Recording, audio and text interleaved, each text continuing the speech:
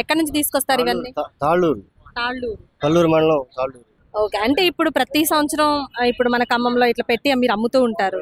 ప్రతి సంవత్సరం మీరు ఇక్కడ అమ్ముతుంటారా? సంవత్సరం మొత్తం ఎలా ఉంటుంది? అంటే ఇప్పుడు మీరు ఎంత అమ్ముతున్నారు? డజన్ ఎంత అమ్ముతున్నారు? వచ్చేసి 100 రూపాయల దాకా అమ్ముతారు మేడం. పోయిన సంవత్సరం ఎంత కమ్మారు? 580, 78 ఎండలకు కాయలు దొరకట్లేదు.